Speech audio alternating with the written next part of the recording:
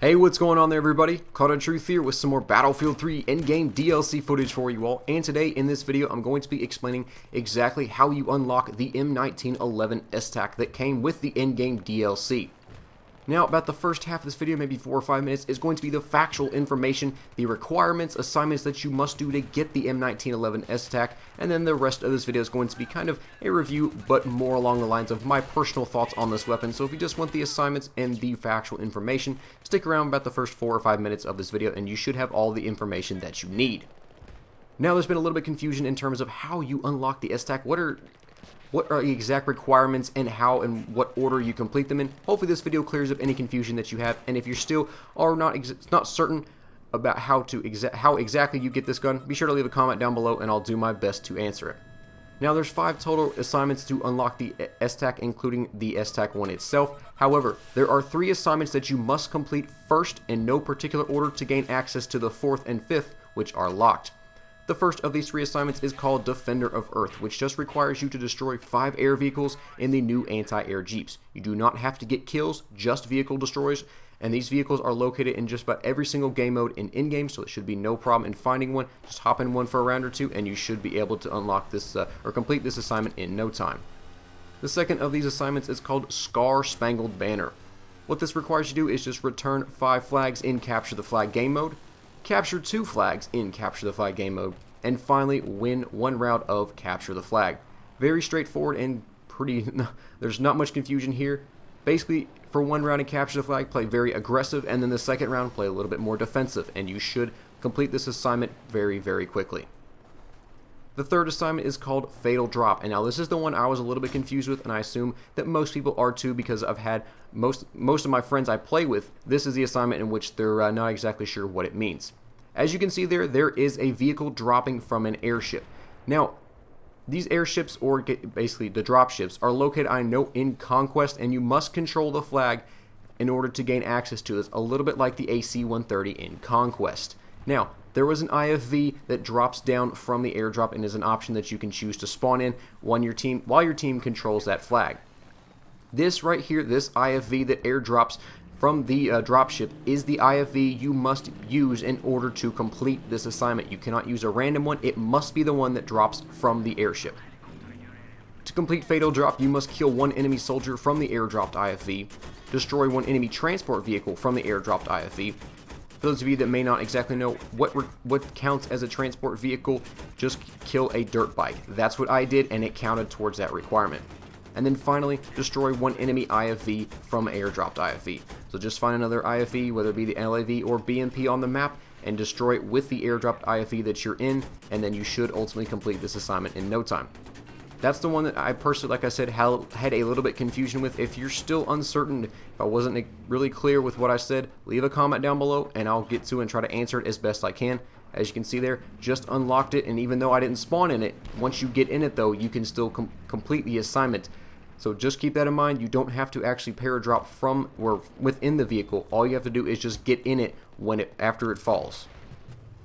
The 4th assignment that you unlock in order to get to the S-TAC, which you get the chance to complete after completing the first 3 assignments, is called Road Warrior. And unfortunately, I'm a human being and I forgot to press record while playing the match in which I unlocked this or completed this assignment, so I do apologize for that.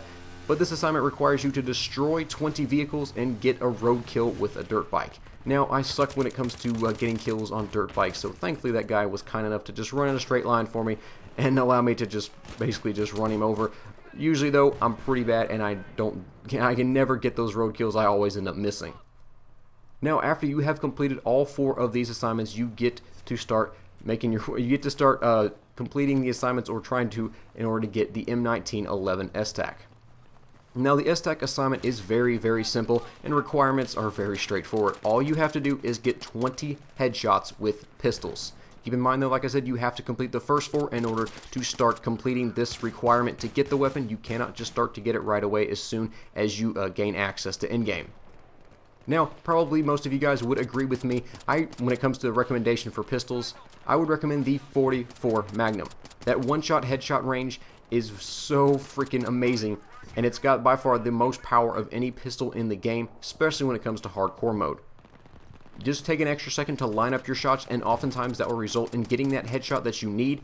And if you're struggling though with the 44 Magnum, you might try the MP412 Rex. That's another pretty good option, another high damage sidearm that will grant you headshots, pretty good amount. Although, when it comes to picking a sidearm to use, just do the one you find yourself getting the most headshots with, or the one that you do the best with, and you'll ultimately get this assignment done in no time.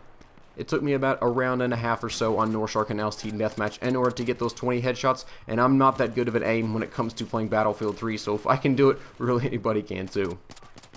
So now let's go ahead and move on to the M1911 S-TAC, talk a little bit more about this weapon, and this is where I'm going to kind of give my own personal thoughts. So if you're just here for the factual information, that's really all I've got to say when it comes to how to unlock the S-TAC.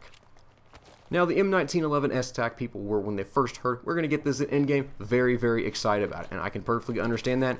For me, mostly though, it's just the name. When you hear M1911, there's just something about that name that's just, it's just such a reliable weapon on the battlefield in real life that when you have it in game, it's just, you just want to use this gun, and it's one of the few handguns that oftentimes you'll see people own in real life if they can afford to do so, because it's just got that reputation, and it's just, for me, it's just one of the best sidearms you can have out there. Now, when it comes to the M1911 S-TAC in Battlefield 3 though, is it really that special?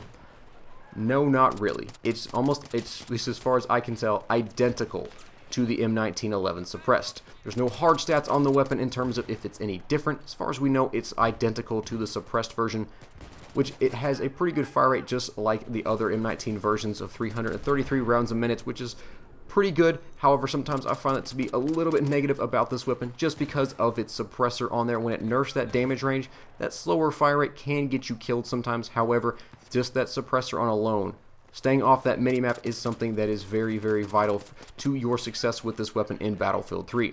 And of course, the tac light on it just allows you to be a little bit more of a troll in close quarters, which is something that's always fun to do. Is just blind your enemies when they're rounding corners, and you each know you're there, and he has to just try to peer through that just piercing, or that light that's coming out, and he oftentimes can't see because of that, and sometimes you will get a kill just due to the fact of him being surprised and blinded due to your tac light.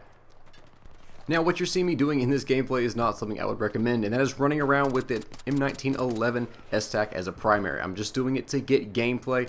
This is by no means a really, really just strong beast pistol that's just going to destroy everyone.